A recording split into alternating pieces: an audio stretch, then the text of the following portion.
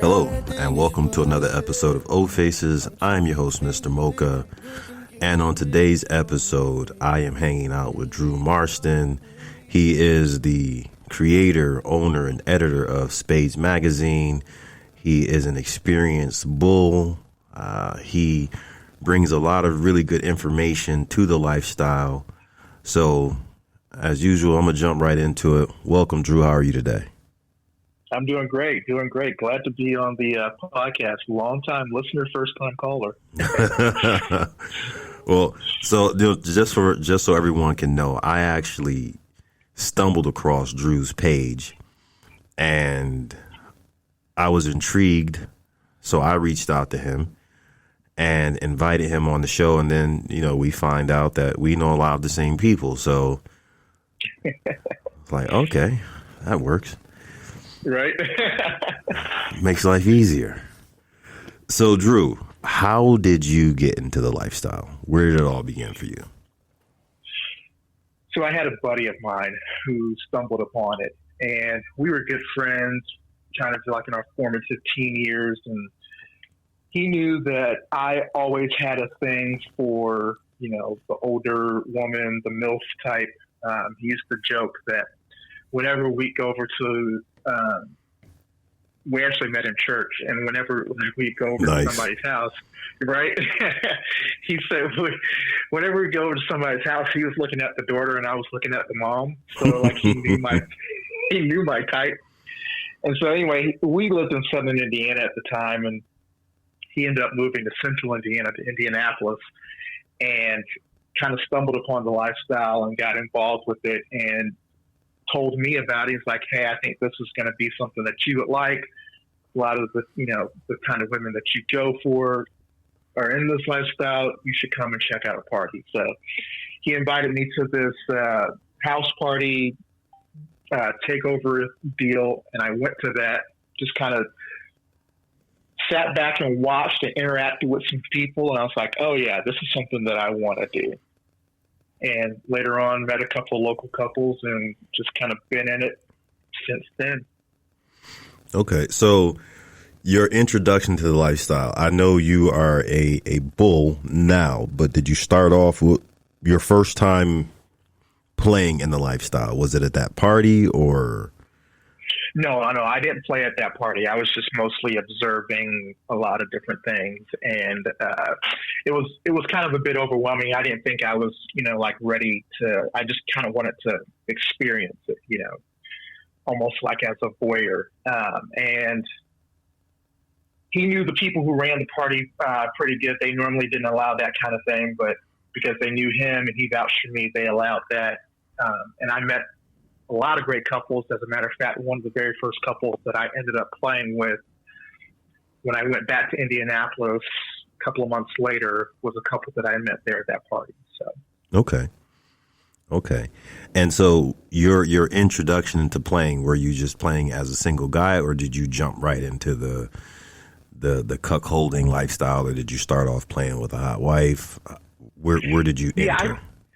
I just started off playing as a single guy. Like at the beginning, I really didn't know terms and terminology and all of that kind of stuff. I learned later from, my buddies and talking to some friends and talking to some others. And then a lot of it was learning from like watching porn and things like that. And so that's where I really started to learn terminology. But yeah, at the beginning, it was just, me as a single guy, meeting up with couples and playing. Okay. So how long was it before you started leaning into the cuck holding experience? Well, so I would say it was probably... I met probably my first real cuckold couple about 2 years in. And you've been in for 16, right? Yeah, I've been in for 16 altogether. About 2 years in, I met my first cuckold couple. They defined themselves as a cuckold couple. It was very much more so an FLR kind of relationship. She was clearly the one that was in the driver's seat. He was very attuned to like her needs and pleasure. And whenever we were together, it was a great dynamic because we had really, we vibed very well together. There would be times when we'd go out to dinner before we play, go back to the hotel, play, sit there and have conversations, great conversations between the three of us, and play some more. Most of the time when we played after our first couple of times, it was usually like a thing that lasted at least 2 days into the weekend or something like that. We made a whole thing out of it. But that was like my first time dealing with a couple that defined themselves as a cuckold couple and understanding that dynamic. I didn't really understand probably until about year 10. That was kind of the dynamic that I preferred to play with, just based on my experiences. But that year 2, that couple was really the first couple that I played with. And I played with them for about 4 years. We were, a thing. Okay. Now, while you were playing with that couple, were you playing with other couples as well, or were you exclusive? No, I was playing with other couples. Okay. I've never had an exclusive deal with a couple as of yet. I did have one couple that I met where, and they introduced me really to the whole polyamorous aspect of it, because the wife was looking for a boyfriend and the husband was very cool with that. And so that's really kind of what that, she had talked to me in the beginning about that's something that she was looking for. And the more she got to know me, she felt like I was that guy for her. And so I was really kind of looking for a relationship at that time, and it was very appealing. And so that developed into like a relationship where she and I were boyfriend, girlfriend. We go out for dates. She'd come over and stay at my apartment and things like that. But I was also really good friends with her husband. And while we were together, they didn't consider themselves a couple, but their dynamic by the time we parted ways, because they ended up moving to the other side of the country, they considered themselves a couple. Okay. Was that also a female-led relationship, or? Not in the beginning, but it had the feel of a female-led relationship, because it was really her that was calling the shots about wanting a boyfriend. But it was very, for them, they didn't call it that, and he wasn't like submissive or anything like that. He was more of just a voyeur, but he was very attuned to what she wanted, and he was very into making sure that she was getting her pleasure. In every other aspect of their life, it was, he was, the guy, like he was the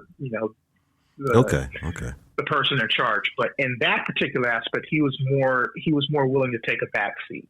Got you. So yeah, that I definitely wouldn't consider that a female-led relationship. I've definitely interacted with couples where it was very much a female-led relationship.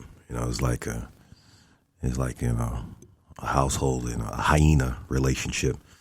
Yeah. I've been with those where, like, there's a couple of times where I've talked to the husband. They're like, "Yeah, no, you talk to the wife first." My first female relationship, you would talk to the wife always first. Yes. And then you would talk to, and he's like, "Yeah, whatever you guys agree on, I'm good with." Yeah. I think the first time I encountered that, I was, just being conditioned to always go through the husband was very strange. It took me a minute to adjust to that, and so, that is always a very interesting. Well, it was in the beginning a very interesting experience, because you're trying to show respect to the guy, and he's deferring to her, and he's like, dude, he's saying it in all but words. He's saying, dude, please, for the love of God, refer to her, not me. You're gonna get me in trouble, That's why I said it's like the hyena relationship. The female hyenas are bigger, stronger, and they're very dominant, within their society.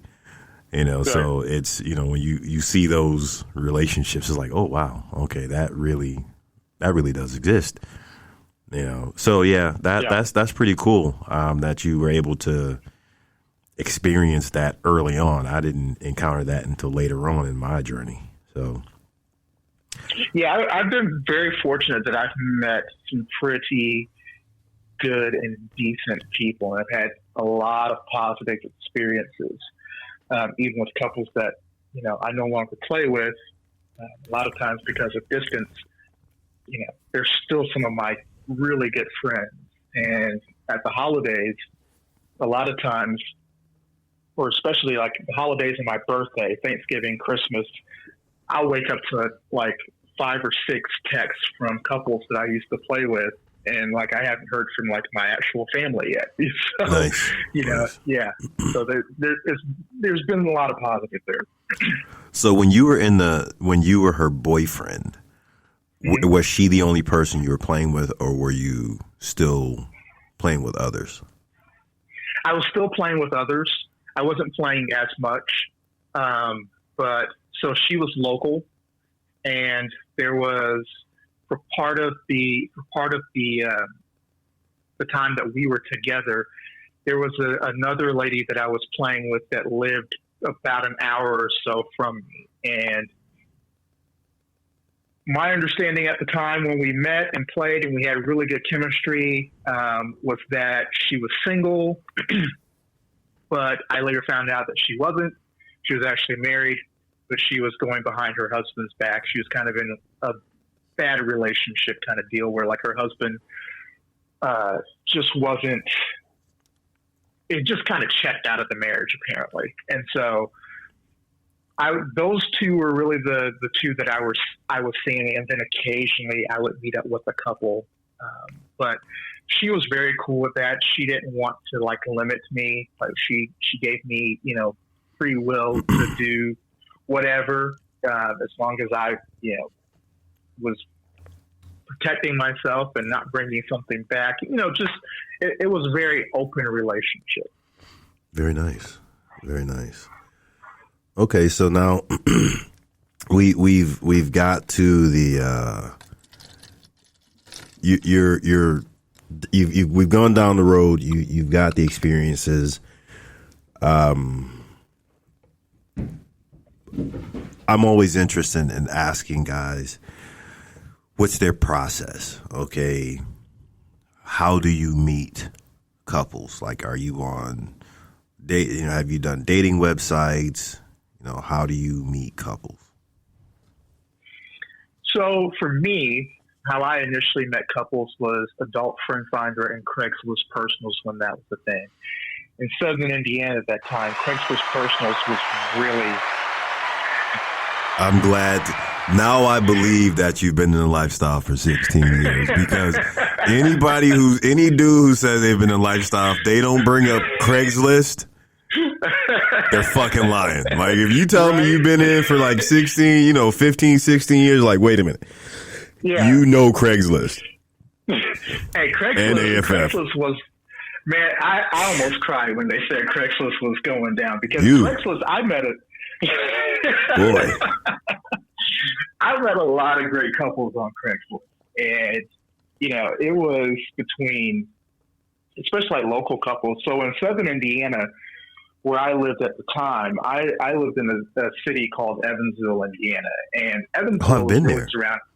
Yeah, Evansville was really surrounded by a lot of rural areas. So my first couples, a lot of times I was having a lot of one-on-one interactions with couples. I wasn't going to house parties because that scene doesn't exist there. No such thing as hotel takeovers, and I really wasn't familiar with the Indianapolis scene like that. And I was meeting enough couples that I really didn't care about Indianapolis scene. So, and a lot of times those couples were from rural areas, didn't know any black people, and so like it was like a long time fantasy of wanting to see my wife with a black guy. The wife's always been kind of attracted to black guys, but it was a no-no. So there was a lot of those. But you'd meet some of those on Craigslist. Like they'd come into town, want to play at the local casino and, have a date or whatever. And that was really where I met a lot of couples. As things evolved, when I started Spades Magazine, my profile on Twitter, which is where I had spaced a lot of the social media aspects for Spades Magazine, and on Tumblr at the time before yet another purge. Mm-hmm.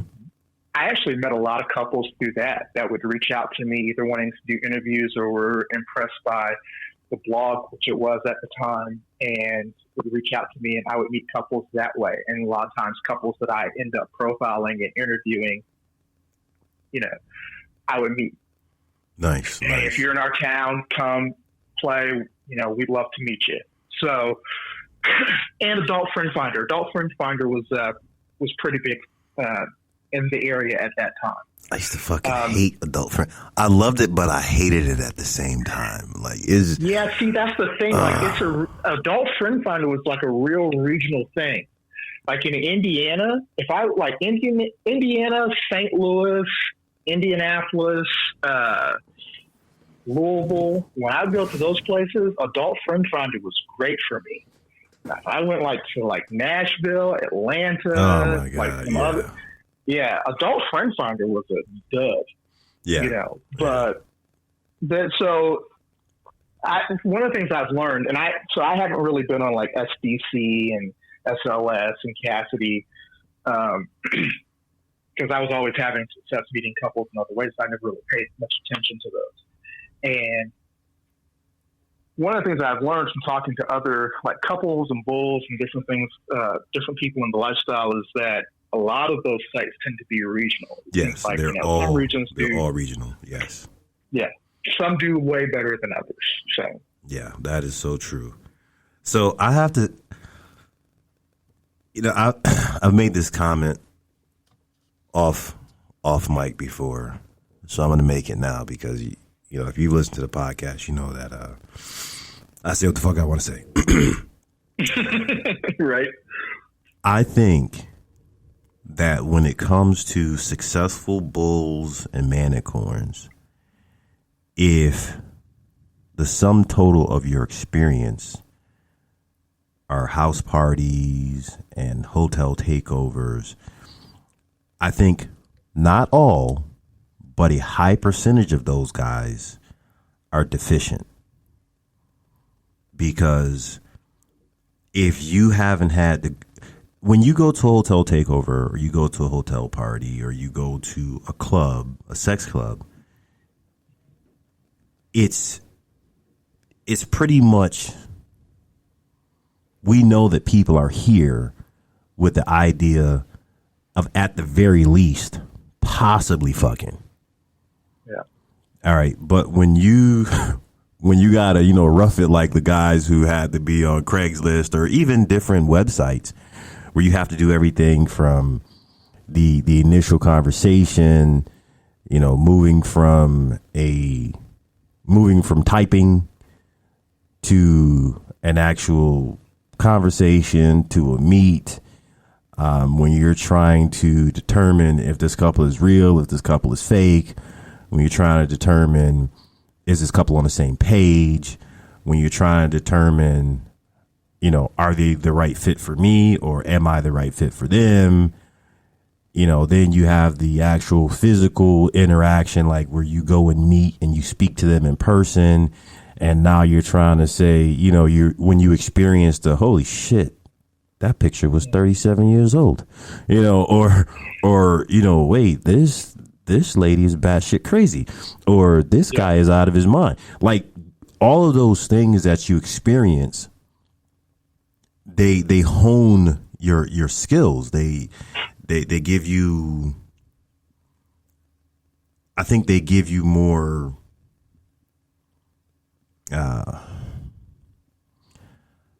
maybe situational awareness is maybe that's not for sure. Is that a good way to put it? No, that is a great word. It's an art form. the more you do it, it really becomes an art form. Because if you're paying attention, you're going to learn a lot. For instance, when I first got into the lifestyle, man, I was just like really trying to cast like a wide net. It seemed like, I was just trying to get in where I fit in.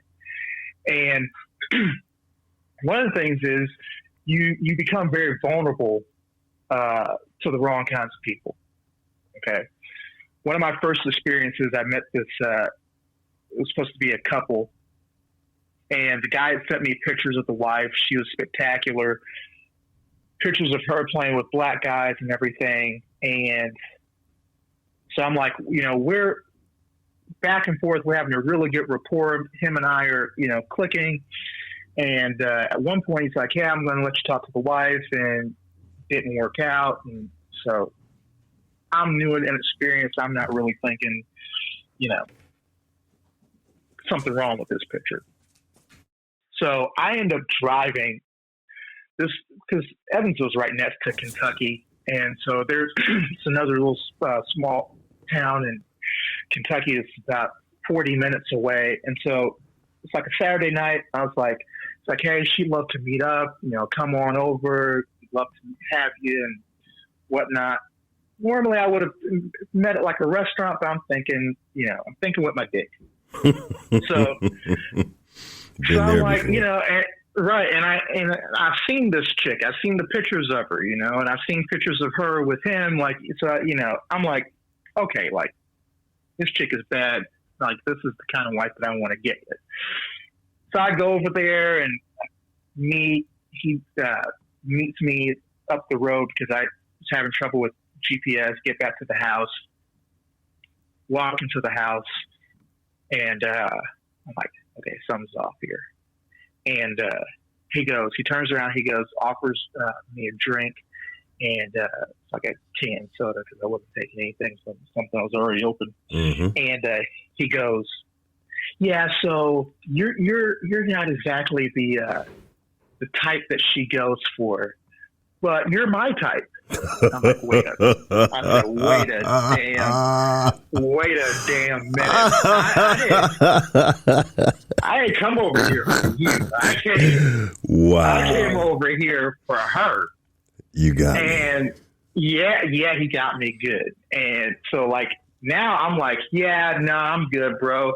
And he's like, man, you sure? Like, I give better head than she does. I'm like, well, somebody else is going to have to find out. Wow. And, like, I head out. And so I go out to my car and, like, I'm pissed. Because I just drove 40 minutes to get there. And now I got to drive 40 minutes back to get back home. And I'm just like, it was a searing experience for me. But it taught me to up my game in conversation and like how I'm approaching. So when I would like, if with Craigslist, you had to have a good opener, nothing cheesy, nothing like super, corny or, whatever. You had to show that you read the profile and just show a bit of yourself, So you have to like craft something. If you crafted a good enough one, like the real couples would be like, they would send a message back to you. Hey, we're really impressed by your response. That alone got you the date with us. So there was a lot of times when like, I didn't even send like a full face pic or a body pic, and definitely not a dick pic, because my response set me apart from the other responses that they were getting. So talking to them, finding out what they wanted, what they were looking for. Hey, you want to go and grab a drink? You want to go and grab dinner somewhere? No strings attached, no obligation, just But I'm still stuck back at. Well, she decides she don't want to suck your dick, but I got you covered. Fuck out of here. Though, I don't even think she ever knew about me. No, of course not, man. Of course not. I don't think she ever knew. Now I know that. I mean, walking into the house, it obviously was a family house. There was a woman that lived there, because you know what it's like walking into a house. Yeah, she was on vacation. And this was obviously like a family house. And the pictures that he sent me, it was her with black guys. You know what I mean? So it was like no, it was some other chick with black guys. That wasn't her. No. This was her. It was her face. Wow. Yeah. So there was points when she played with black guys, and I've met this. I've had this occasion where, or it hasn't gotten that far, but I've had occasions where there's guys who have been sitting there and watching their wife with this black guy or with this other guy, and that awakens something that's kind of latent in them, and they're like, man, I kind of want to experience that myself.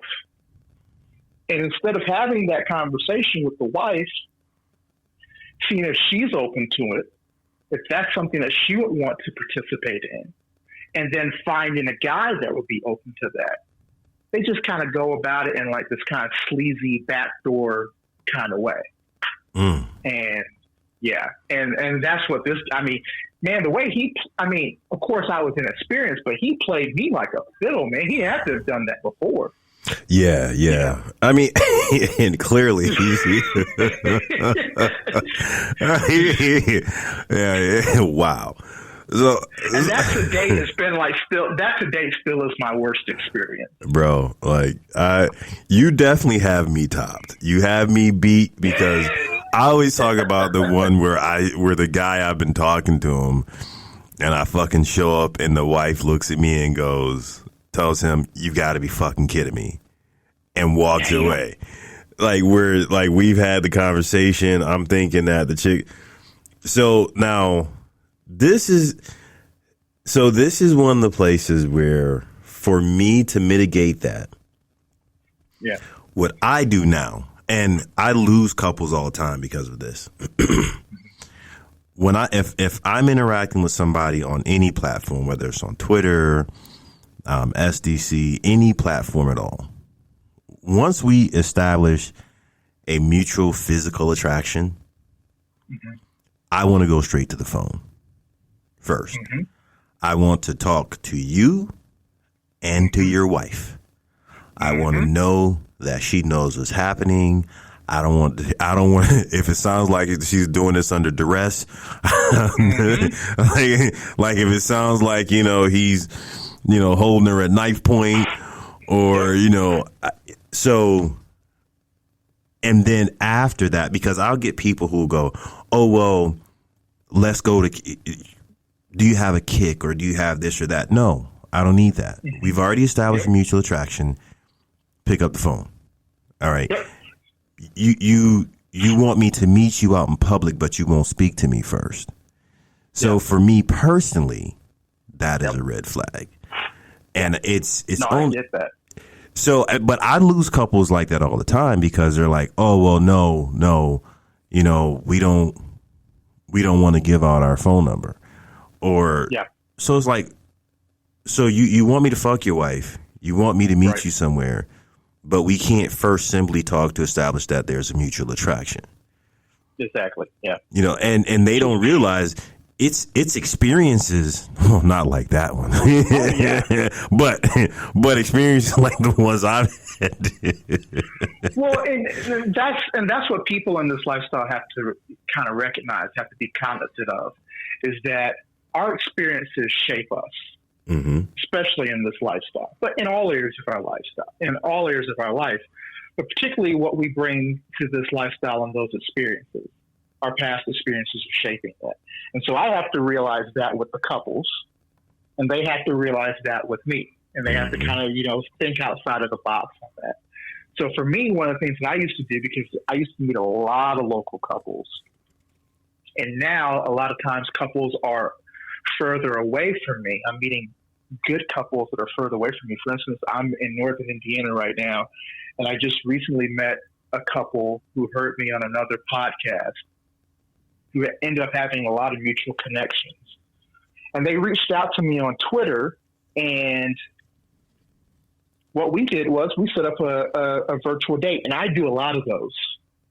Hey, let's just, set up a little virtual date, and I either do it through Telegram, because you can make video calls on Telegram, which is what we did with them, or Google Meet. And if they have like a Gmail account, we do something. I'll set up a room and we just, kind of do it that way.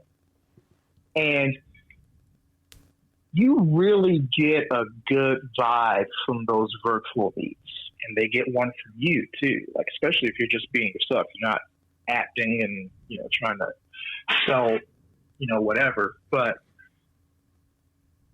I think if you can become comfortable in yourself, especially in this lifestyle, you're basically to the point of you're just going to be you no matter what. I agree. And either they're gonna vibe with you or they're not. Yeah. And so. Yeah, I like that. I love that idea because and that for me is also acceptable. But I will not interact with people past before I can either see you like virtually or speak to you. Right. My interaction is very short. It's very, very short because you've reached out to me and I find you physically appealing. And so now I need to know who you are. For me, the most important thing is always making sure that you're both on the same page, because exactly. I can't enjoy myself. You can't enjoy yourself if you're not on the same page. And it's a common occurrence and a common theme throughout the years to have a husband who is overzealous, who is having a conversation with me, and one of my pet peeves is I talk to somebody and then I'm like, okay, well, I'd love to have a conversation. Oh, well, let me see if my wife's interested. Why the fuck are we talking if you have not first spoken to your wife and let her see me? What are we doing? Exactly. Why are we talking? Yep. Drives me crazy. Yep. No, and those are major red flags. That's one of the things that I've learned in conversing with, like, husbands. All of the great husbands that I've met, all of the great cut husbands, great stag husbands, one of the first things that they tell you is they let you know they're the better. Mm-hmm. And then they let you know that they have a conversation with you. It's a mutual conversation a lot of times, and it'll go one of two ways. It'll be, hey, let's get you. I think the wife might be interested in you. Let's kind of, here's her number or here's her contact information. Let's talk to her and see how you guys vibe. Like, I'm out of this. Or it's they get to know me, get to know if I'm like going to be a match, and go, okay, let's move on and get her involved. If they're upfront honest with me from the beginning, hey, this is like a vetting thing, I'm cool with that. I completely understand that. I respect that. But if they're approaching me and the conversation is really centered on them and their experiences, like sirens going off in my head, like, okay, this is some joker that's like trying to get his rocks off with his fantasy, and his wife doesn't know. He's probably itchy. He had the balls to even broach the subject with her. She ain't interested. Those kinds of things. Yes. And a lot of these guys that approach you, and I'm sure you've experienced this too, is that a lot of these guys approach you and they want the sexual fantasy that they see in the short clip on Twitter or in what they saw for free on like the Tube site, or if they ponied up the money to actually join an OnlyFans and see that. They want that. They don't want to put in the work for it. They're afraid to ask their wife that. Yeah. And then there's sometimes where I've met some guys where they've talked to their wife and they're devastated because she doesn't want to even broach that subject. Because for a lot of women, what a lot of guys don't understand, and what I've told a lot of guys this, and I didn't understand until I got into the lifestyle, is that a lot of women are conditioned from the time they're in their formative years of what they're supposed to be. Mm-hmm. Nobody says a hot wife being in a loving relationship with your husband, your partner, and having other male partners or other female partners or whatever, having sexual relationships with others. No one says that that's what you're supposed to do. Or allowed to do. I think allowed is the thing. Like, are you allowed? Well, and look how we do it in society. If a guy's out there and he's got a lot of women, he's a stud. Mm-hmm. A woman does it, she's a slut. Mm-hmm. So, a lot of these guys kind of have to understand that and approach that. I tell them always, if you get into a conversation with me and you're like, hey, you explain to me, hey, I want to get my wife into this. The only free advice I'm going to give you is that you need to you got to get out of that porn fantasy mindset and get down to like the human interaction. Like, you're married to this woman, you should understand her. You should understand what she's looking for. What she wants out of a relationship. If she doesn't have that from you, then she's not going to explore this other stuff. Yeah. So. Yeah, and that is definitely a thing that I have seen, over the years and consistently. From the very first profile I ever created, in the lifestyle up until now. Even the Craigslist days, you create a Craigslist ad and you have, influx of guys who are in there talking to you and trying to get you to interact with them. And unfortunately, there's nothing that I can say to your wife to make her join this lifestyle. Yeah. There just isn't. And especially in a situation where most of these guys have never broached that subject with their wife. Exactly. Like the experience that I've had. I mean, I've had more than one experience where I've been put in an awkward position where somebody wants me to try to convince their wife, and I agree. The problem is you have some guy who has been fantasizing about this thing, and then by the time he just snaps and reaches out and tries to find some dude to talk to about this, and they assume, just because they're on this lifestyle website, he's going to enjoy looking at pictures of my wife and talking about her. And it's why would I enjoy looking at a picture of your wife and talking to you about her? What the fuck does that do for me? Because they think that they think you're sitting in the house in your underwear at midnight to just jerking off to like randos. Even on Twitter, like that on Twitter, like if you've seen my Twitter profile, you see me having a lot of sex. Yeah. You don't see any pictures of me on Twitter jacking off to some random dude's wife. Right. How? Well, I mean, first of all, you got a hot wife at home. So, and like you're getting like extra, like hot, you can pick who you want to. Like, you're not just going to be sitting there waiting for some dude to send you his wife's pics. And these guys just don't, they don't get that. Like, do you realize how hard it is to jack off? Into the fantasy. Yeah. Like, when I beat my meat, it's a personal thing, Mm-hmm. We've been together for a long time. So you mean to tell me you want me to stare at a picture, beat my meat, and talk to some dude? It's not going to work. Exactly. It's not going to work. Yeah. That's just me.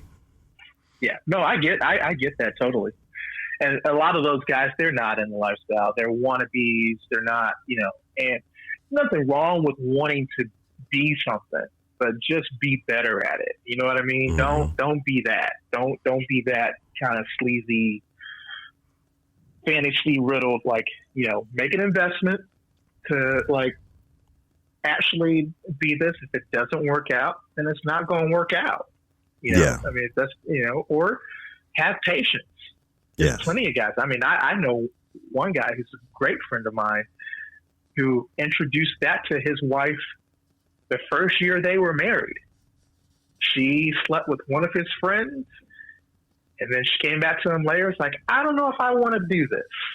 And it was like 20 years before this topic ever came up. Now she's just like, she'll text him like, I need some dick. Nice. She's very much into the lifestyle. She's very much embraced her sexual energy.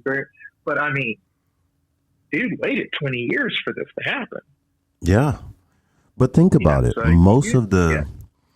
most of the successful cuckold couples that I've interacted with, they were in a relationship, they were married, they were together for a long period of time, and things progressed to that place. So they have a whole lot of emotional time in with one another, physical time. Once you're with a person for 10, 15, 20 years, your psyche begins to merge on certain levels. So there's a lot of unspoken things sexually, emotionally, that starts to open your spouse up or open your partner up to this thing. And so they slide into this organically. And when this finally brought up, there's a knee-jerk reaction, but oftentimes those are the ones who, in my experience, those are the couples who I found were the most successful. But some dude going, oh, I want this lifestyle. You haven't done the hard work emotionally yet. You haven't done, you haven't built the thing together. It takes a lot of love to take a person who has been vanilla their entire life, who has been driven by the social expectations of their mom, their dad, their church, and things like that, to up and start doing some next level freaky shit. Mm-hmm. So even if it's just between them. Exactly. And a lot of those guys aren't willing to put in that work. A lot of, like you said, those successful couples, I love their dynamic. Mm-hmm. I absolutely love their dynamic, because one thing that you understand is, I don't care. Like even with the hot wife that I dated, she and I, like, our relationship that we had, it was very clear, like, what that was. But what she had with her husband was going to outlast anything she and I had. Mm-hmm. They were good, and they understood that. They understood one another at a level, So me coming in was just an enhancement of what they already had. Yeah. And they looked for somebody who was coming in that could enhance it and not try to break up what they had or cause trouble with their dynamic. And saying that, yeah. If I will head for the hills if I start interacting with a couple and they're not tight, they're not together. Oh yeah. If I feel I can take your woman, I'm leaving. Yep. I had one situation where I met this couple, and man, this chick, oh my God, she was, seriously, to this day, she's still like one of the baddest chicks that I've ever been with. Just insatiable in the bedroom, just body, everything. Mm. But man, her dynamic with her and her husband, like, they later divorced, but you could feel it. Like, it was not good. It was not good. And I was still in that stage of getting where I fit in. I was rookie season. I get it. I knew you were about to say that. Very much. I wanted to get with this woman. I had a chance, and I'll be damned. Yeah. They could have been arguing while I was while me and her was fucking. I'm gonna stop for them. Hey, y'all good? Like, get back into this, you know what I mean? Like, that's where I was at that moment. Yeah. Like, but if they had met me now, I would have been like, I'm good. I'm out. I can't do that. Yeah. I mean, that. And that's understanding too what you want out of this lifestyle. Yeah. Yeah. And we spoke about the difference between a bull that's experienced and an inexperienced bull. Yep. Because back in my rookie season, there were definitely times where I saw all the fucking red flags and I'm still fucking, okay? You're like, hey, wait, yep. You still letting me fuck? You motherfuckers gotta tell me I can't come back. You know, that was back in the rookie season. But then as you start to season the lifestyle and you're looking at these things and it's like, I don't want parts of this. It's not sustainable. I'm not trying to create problems or cause damage, and I'm not going to allow you to damage me because, unfortunately, then you become part of the fallout. Yes. Yeah, and I don't want to do that at all. And that's another thing that because I just don't like drama like that. I don't do it. I don't do it, in any parts of my life. If I find out somebody's like on drama and just loves to do that kind of stuff, okay, you're out. You have a nice life. Yeah. I just don't. I don't want to be around it. I don't want to do any of that kind of stuff. But on the same tip, that's another reason why. So the first 8 years that I was in lifestyle, I was in and out. And the reason why I was in and out was because I was still vanilla dating. And so when I would find somebody that I was dating and they weren't in the lifestyle, I just focused on that relationship. And then if that relationship ended or when that relationship ended, I'd get back into the lifestyle. Because what I didn't want to do was, number one, I didn't want to be a cheater like that. And then two, I just didn't want to bring, because there was couples that still would have played with me. There was still like, hey, we don't care. We're good. We're not going to tell. But then if that person finds out, now they're drawn into that. And I've seen situations secondhand where there have been guys who were bulls or call themselves bulls who were dating or married and in the lifestyle. And then the partner finds out. And now the partner's pissed off. And when she's angry and scorned, now she's like, she's not just going to come after you. She's going to come after them. And she finds that information. Now she's going to send information to their friends, their families, their job, even to let them know what they're doing. It's just a bad situation. Yeah. And it's just be ethical. Just operate with integrity.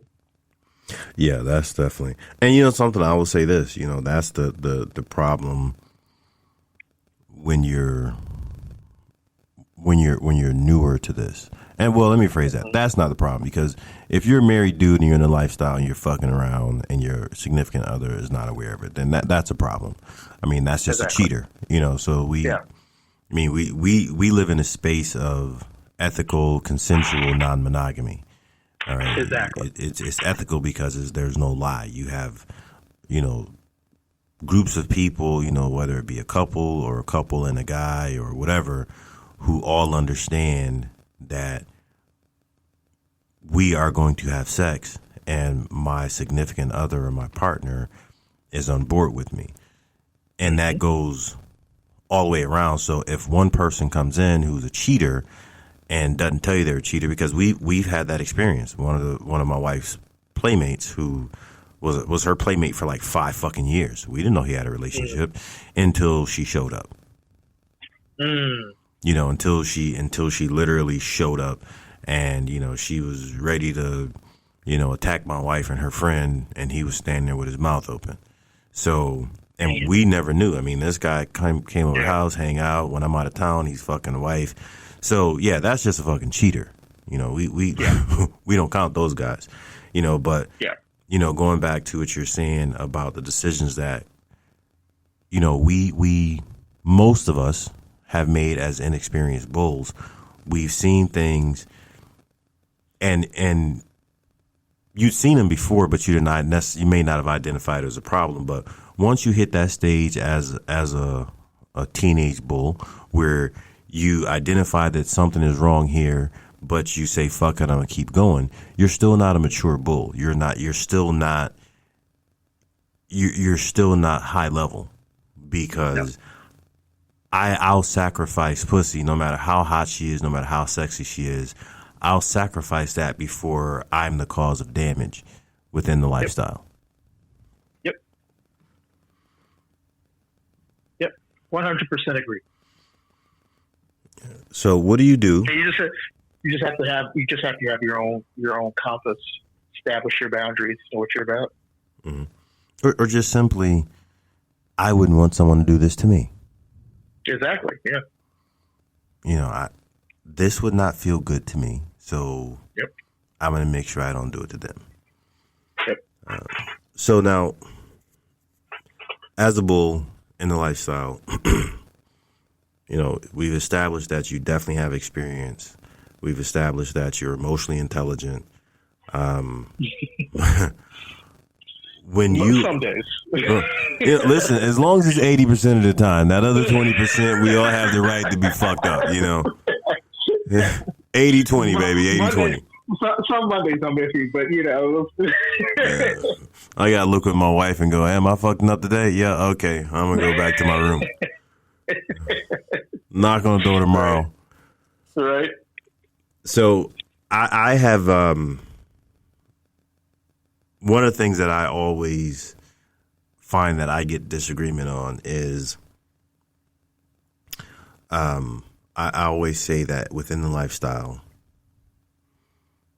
cucks tend to be the most problematic person within the lifestyle. And calm down, everybody. We're not talking about the good cucks. All right? Right. We're not talking about those cucks who have their shit together and who, you know, they're not trying to manipulate and play games. But I've always thought that cucks tend to be problematic because they're not influencing the wife, but they're influencing the bull. Mm-hmm. Someone told me I was wrong. And if I'm wrong, I'm wrong. What is your take on the power that the cuck has within the lifestyle and the level of damage, or when I say the most problematic species within this ecosystem? What is your take on that? I get where that comes from. I completely understand where that comes from. For me personally, having really gravitated more towards the cuckold lifestyle and playing with cuckold couples, particularly over the last 8 years or so, I don't even call like those problematic ones that you're talking about cucks, because they don't understand it. So a lot of those guys, and I'll say this, so a lot of times I tend to gravitate more towards the cuckolds than stag vixens, and this isn't a knock at any stag vixen that's listening to this or a lot of that are in the lifestyle, but my experience has been a lot of the stag guys are so into an image that they want to portray that they become like these Scorseses. They're like the directors. You know what I mean? Like, it's got to be a certain way, you know. And there's a lot of guys that call themselves cucks that act that way. What I find is real cucks understand, like, whatever power I have in this dynamic is given to me by my wife and then by her bull as she delegates to him. What I have is a role, and I embrace that role. They understand that, things open up. And so for me, so is that cuck, the ideal cuck, or if you were to say of all the cucks you've spoken to, interacted with, and dealt with, not the percentage what percentage of the cucks, if you take them all and put them in a bucket, because unfortunately, there are cucks out there who are in the lifestyle, just like the guy who offered to give you a blowjob, who clearly his wife has been with black dudes, so that means he qualifies as a cuck. He still qualifies, and there's a lot of cucks out there on all of these sites and who are actively doing dumb shit. How can we disqualify them because we didn't talk, I already disqualified the high functioning cucks. Right. How can we discount them? Because they, by definition and by behavior and by the fact that they have a wife who they are letting fuck, they are still cucks. Can we discount them? Well, I think the way that you know a real cuck, a true cuck, is he lets you know who's in charge of the relationship, and that's always his wife. He lets you know that this is about her pleasure first and foremost. And if that doesn't happen, you're not dealing with the real cuck. Okay. And those guys, for me, those have been always some of the best guys. Because, number one, the thing that I like about them is they're very confident within themselves. They know what their role is. They're secure in their relationship. They're secure in their role. They know what they need to do to bring her happiness. But if you pass the test, if you're what she wants, they're invested in making sure that you know what she needs, that you rise to the task. They're as big a help to you as they are to her. Yeah, I definitely agree with that. I definitely do agree with that. Yeah. Yeah, so that's how I would say is that's how you would know you're dealing with that. Yeah. Yeah, that's a hell of a thing. That is definitely a hell of a thing. Dealing with the cucks who don't have the inner conflict, because I do believe that, this is where I do have sympathy for a lot of cucks out there who are not representing themselves well, because I do understand that there are a lot of cucks who are still in conflict with themselves because of their desires. And you usually see that when you have the cuck who after they play, you play with the wife, then he's arguing with her because he didn't like the way she moved the toaster.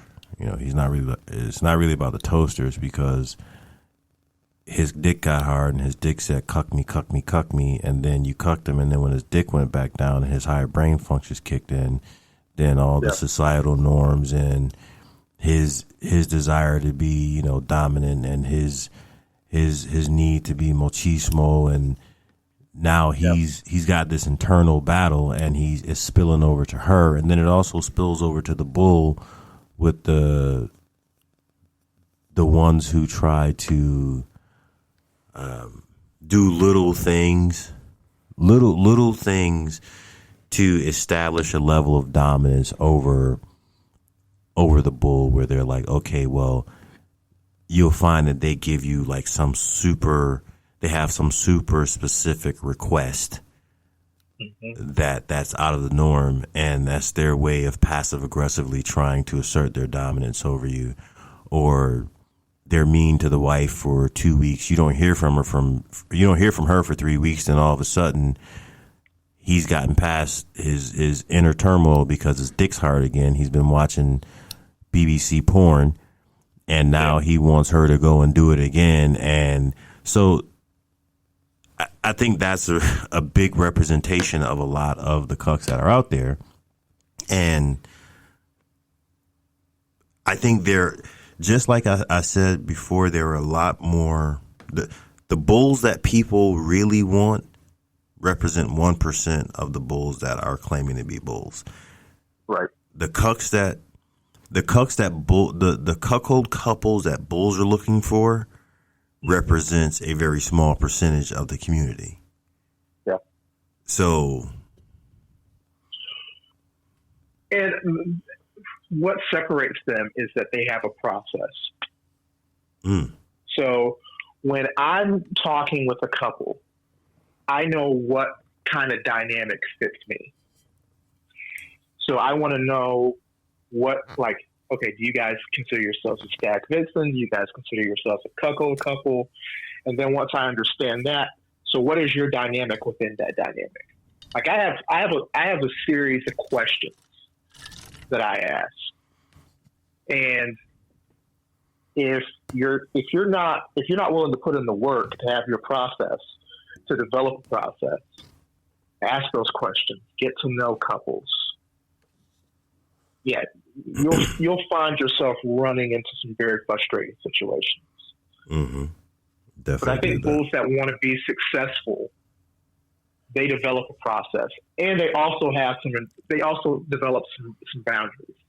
Because one of the things that happens is, and this is one of the reasons why for a lot of stag vixen couples I've geared away from, is because when you go in, for me, what I've found is when I go into those situations, I feel like I'm a performer.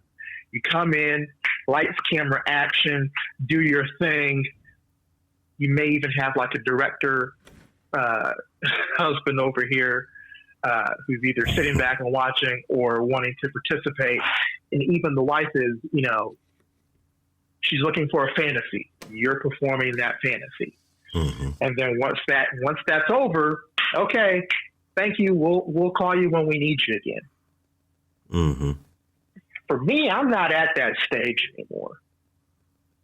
When I go in, I want to be able to have like a nice conversation with you. I want to have like vibe with you. I want to be able to, if we spend time together, like even if I disagree with you, like even if we come from different backgrounds. I mean, some of my best couples that I've met in the lifestyle don't always agree with me. They're religious. I'm not particularly religious, or they have different politics than I do, or different backgrounds or whatever. But we get along very well because they see me as a human being. They treat me as such, and I'm not just a fantasy performer that they bring, like basically a porn star that they didn't have to pay anything to bring in, fulfill their fantasy, and I'm out. Mm-hmm. Now, some guys, that's what they want. A lot of guys get into this lifestyle wanting easy sex. You better understand that's what you want. And you better understand how to deal with couples like that and what to look for to find couples like that. Mm-hmm. Otherwise, you're going to find yourself in situations you don't want to be in. Then you're going to be frustrated. Mm-hmm. So you got to understand yourself in this lifestyle. You got to understand what you're looking for from this lifestyle as well. And that's not being selfish. There's a good selfish and there's a bad selfish, mm-hmm. And that's a good selfish because you're not putting yourself in a situation where you have a bad experience for yourself and for the couple. Yeah. Because this is a smaller world than people realize. Couples talk. You know what I mean? There's couples that I know that are on different parts of the country that know one another. Yeah. Okay. So for instance, I was talking with, I have a couple that I know that's out on the West Coast in the Pacific Northwest. Fantastic couple. Love them. I come into town, don't get a hotel, come and stay with us. Like your family. We have a great relationship. They know another couple that I haven't played with yet, but that I'm going to play with. Great couple, great dynamic, very similar dynamic, very similar kind of people. They also know a couple who lives down south, more of a stag vixen kind of couple. I know I'm not going to particularly vibe well with them. If I met them at maybe like a Splash Mocha or something like that, and it was just, like a hookup, it would be great. But like the kind of dynamic that I have with my Pacific Northwest couple, no. So if I go and play with them and visit them for the weekend and try to have something with them, ends up being a bad experience, you know what they're gonna say? Yeah, we met Drew. Yeah, it wasn't great. Mm.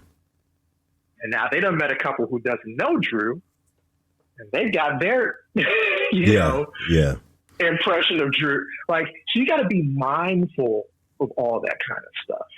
Mm-hmm. You know, and like I said, if you got your own process, you know what you want in this lifestyle, you're not putting yourself in the bad situations, you're not causing bad situations for other people, you don't find yourself in those situations. You won't damage your reputation, and you won't damage your experiences in this lifestyle. Yeah, I definitely agree with that. I agree with that. Although I will disagree with one thing to an extent. Yeah. I think that, well, I guess I'm not sure if I can disagree with it, because you did say you're looking for something different. I have definitely had the experience both ways with the cuckold couple and stag vixen couple and hot wife couple, where you go into play and the husband is fucking overzealous and he's, you know, trying to be a cameraman, and like my boy SKD said, like, hey, I don't need you to tell me how to fuck. You know, I don't need you to tell me how to fuck her. Unless you're paying me, right. Unless I'm being paid to fuck, get the fuck out of my way so I can enjoy myself. Right. If the woman I'm on top of, if I'm looking at her and she's telling me what she likes, you know, I don't want you to try to break my cervix, and the husband is over there yelling, fuck her harder, fuck her harder. Right. No, that's not cool. And I've had that happen all the way across the board. I have definitely, like, behaviorally with couples, I think that overzealous couples are overzealous couples. From whatever area of the lifestyle you're in. I know one of my wife's funniest videos is I go and play with this couple, and they're super nice people. Super nice people. They're a cuckold couple. I think it was like the first time I went to play with them. And so the husband wants to take video. And once I'm in my zone, like I always tell him, like, dude, just don't hover all over me. You know, give me space to work. I like to move around. I like to shift positions. I don't want to try to roll over and kick you in the, trip over you or something like that. So he's taking the video. So he's so excited when it's over. I think I had to work early, so I had to get out of there. Cause same thing.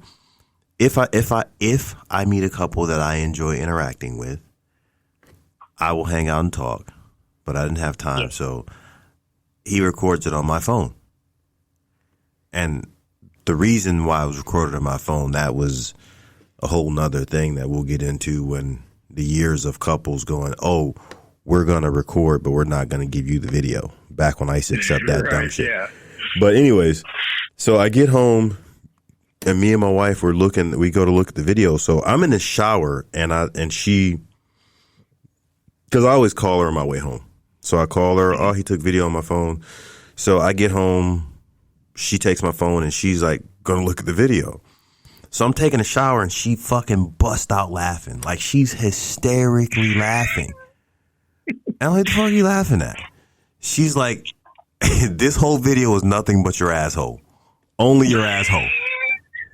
Nothing but your asshole. She's like, you didn't feel him? She's like, I can count the hairs on your butt cheeks. And so I watched the video and it's like, dude, what the fuck are you?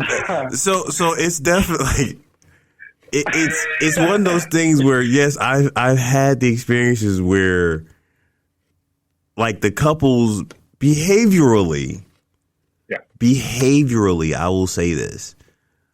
When guys share their wives, whether they're cucks, stag vixen, hot wife, and behaviorally, guys who are not comfortable sharing their wives are not comfortable sharing their wives. And they all pretty much tend to act the same way.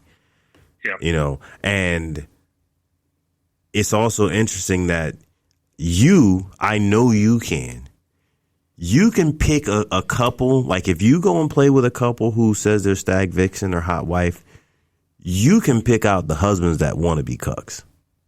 Mm-hmm. You can, like, it's like a neon light on them. And even when that, like, they tell you the shit like, hey, I'm not a fucking cuck. Oh, calm down, buddy. I never said you were. And it's like, you kind of want to wink your eye. I'm like, oh, I know you want to be one, you know? And then, yeah, for sure. You know, of course you're not. Oh, for sure. Of course you're not, buddy. Yeah. Well, here's the thing though. Like, if you're a stickler for definitions, a cuckold is a guy who likes, a technicality, who either knowingly or unknowing or is willingly letting his woman be with other men. So I don't care what other title you put on it to make yourself like feel comfortable, because there's some elements that you're like, that's what that is. Like you like seeing another dude's dick go into your wife. So now it took us an hour and 10 minutes to get to the debate section of this, because you just brought up a topic that I am going to have to debate you on. Okay. I'm going to debate you on this topic, and this is why. Okay. Do we need like the presidential debate music or something? We won't need it, because it's not going to last long. It's not going to last long. We won't need it, baby. Oh, this is a TKL? It's not going to last long. Okay. Number one. When people say that, and I've heard that said before, well, technically, if you look in a dictionary, a cuckold is any guy whose wife is fucking another guy. Technically, a unicorn is a mythical fucking creature that doesn't exist. But within the lifestyle ecosystem, when you say unicorn, it's simple word association.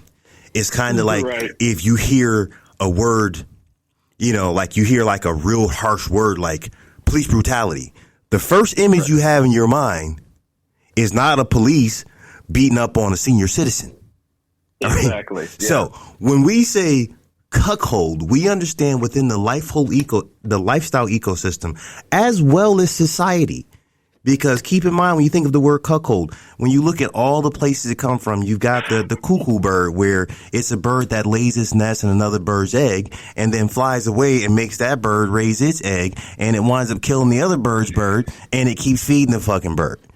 Like, so there are so many different things, In fact, when you think of the word cuckold was an insult for a guy. That was the way you insult some guy who you knew that he unwillingly let it. So, like I said, I mean, technically I'm with you, but we know with word association the difference.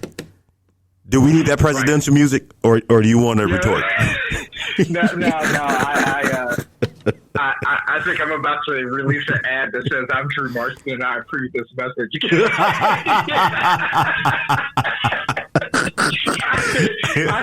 I threw in about the time when you said the birds. I was like, "Damn, the birds." Okay, I think he won this one. I forgot to tell you, I'm a nerd and I'm full of completely useless information, like completely. Dude, me too. I can nerd out about some stuff. Like you have to, like, I literally had to tell this one couple that I met, and we ended up vibing with them. Quick little story. They had met a guy that like just wanted him to be around and was cool with him being around. Mm-hmm. Our first like date, we literally went to like a dinner, and I told him, no obligations or whatever, just meet one another and see if we're all cool. I find out he's a history buff just like me, so we're both nerding out. That turned her on, and I was like, "You guys tell me to shut up about that kind of stuff, because that's my deal. I love that kind of stuff." But yeah, I'm a big nerd, man. I can nerd out. You're speaking my language right now, buddy. You're speaking my fucking language. I like it. So, listen, ladies and gentlemen, Drew and I are definitely going to do a series, because Drew is someone who, after having conversations, I realize that he is one of the things that I say, represents the 1%. And he's an experienced bull who truly knows who he is. There's no inner conflict. He knows who he is. He knows what he wants. And he's a good resource for not only couples who are trying to identify what a quality bull is, and he's a good resource for single guys who are trying to understand how a guy can be a bull in the lifestyle and be successful. This is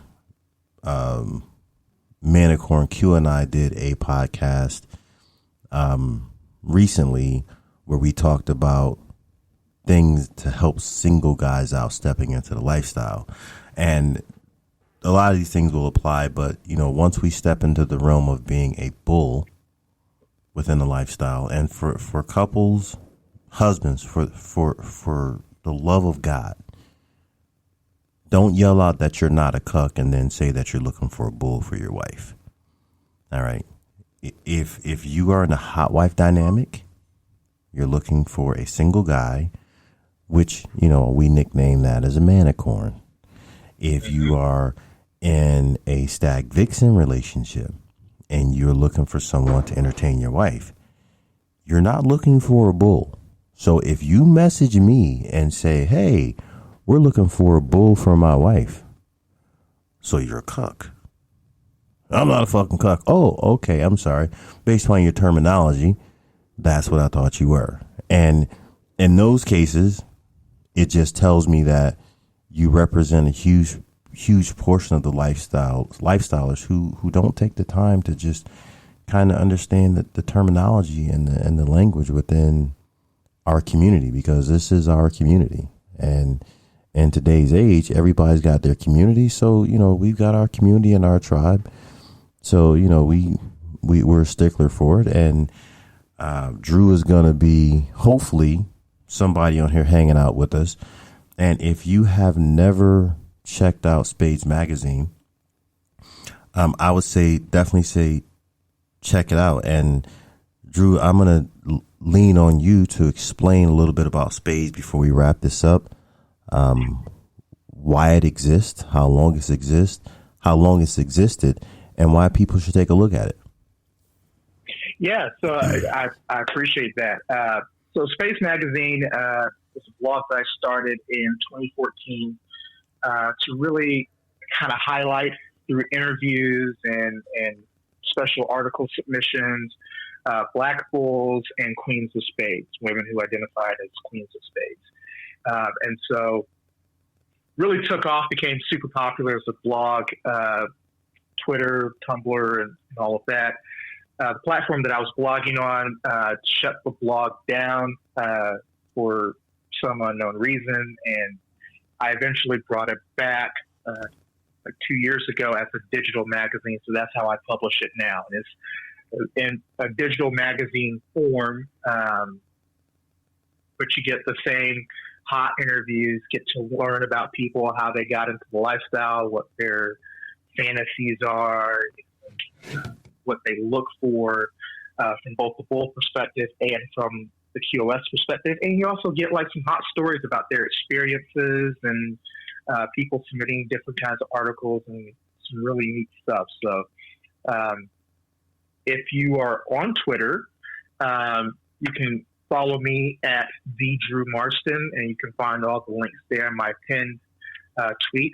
If you're not on Twitter and you're just trying to find out, just go to Drew Marston. That's DrewMarston.gumroad.com, and that you can find every issue there.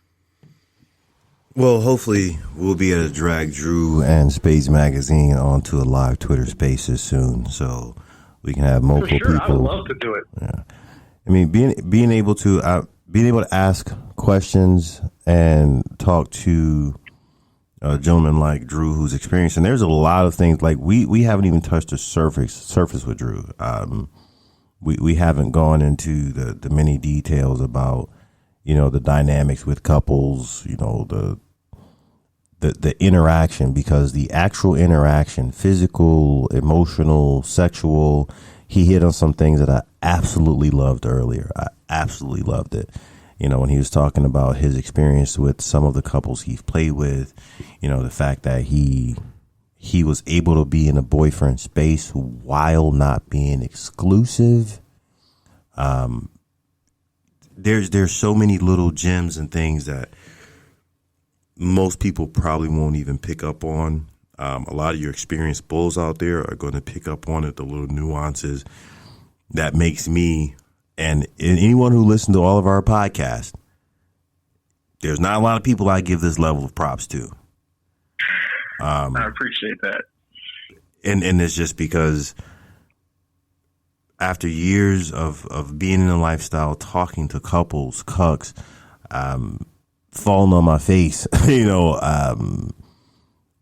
interacting, is very challenging to be able to put a person out there that people can actually ask questions to. And there's a couple topics that all the bulls out there, you're going to want to listen to, because I've been getting a lot of questions about how you play with cuckold couples and how far you will go. And we have different levels of this, and Drew has learned his balance, and that's something we're going to talk about. So, Drew, thank you so much for coming on, hanging out. Glad to have the opportunity. Listen, I'm going to take advantage of you and have you on here as much as possible, because we got a lot of stuff to get through. I'm looking forward to it, man. So until next time, everybody, this is O Faces. This is Mr. Mocha. Wherever you get your podcast, wherever you listen to us at, please go on and please go on and leave a review, and please share with your friends. Until next time, thanks for joining O Faces. Bring it over to this mirror so I can see your legs trembling. I got it so easily. That shit just like a pool.